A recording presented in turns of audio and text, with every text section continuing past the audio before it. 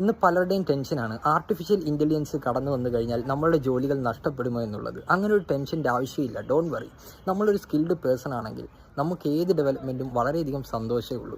ഇപ്പോൾ AI വന്നതോടെ വളരെയധികം ഹാപ്പിനെസ് ആണ്. ബിക്കോസ് എന്ന് പറഞ്ഞാൽ നമ്മൾ ചെയ്യുന്ന ഓരോ വർക്കുകളും ഒന്നുകൂടി പെർഫെക്റ്റ് ആക്കാൻ ഈ ഡെവലപ്മെൻറ്റൊക്കെ കൊണ്ട് സാധിക്കുന്നു എന്നുള്ളതാണ്. ഉദാഹരണം പറഞ്ഞാൽ ഞാനിപ്പോൾ ഡിജിറ്റൽ ഡിസൈനറായിട്ടൊരു കമ്പനിയിൽ വർക്ക് ചെയ്യുന്ന വെക്കാം. അവിടെ ഒരു AI ഏജൻറ്റ് വരുന്നതാണോ മറിച്ച് എന്നെ വെക്കുന്നതാണോ ബെറ്റർ എന്ന് ചോദിച്ചാൽ ഞാൻ പറയും എന്നെ വെക്കുന്നത് തന്നെയാണ്. ബിക്കോസ് എന്ന് പറഞ്ഞാൽ ഞാനൊരു സ്കിൽഡ് പേഴ്സൺ ആണ്, ഡിജിറ്റൽ ഡിസൈനറിനകത്ത്. അപ്പം എന്ത് ചെയ്യുന്നു, ഞാൻ ഒരു ഐഡിയ ഒരു സംഭവത്തെക്കുറിച്ച് ഡിസൈൻ ചെയ്യാൻ പറയുന്നു. ഞാൻ പെട്ടെന്ന് എന്ത് ചെയ്യുന്നു, എൻ്റെ കുറേ സമയം, അതായത് ഞാൻ ചിന്തിക്കുന്ന ഐഡിയയ്ക്ക് വേണ്ടി ചിന്തിക്കുന്ന കുറേ സമയം ഞാൻ എയിലോട്ട് കൊടുക്കുന്നു, പ്രോംപ്റ്റ് കൊടുക്കുന്നു. ഇന്നൊരു ഡിസൈൻ എനിക്ക് വേണം, ഇന്നൊരു ഐഡിയ വേണം. അപ്പോൾ ഒരു ഐഡിയ എനിക്ക് തരും.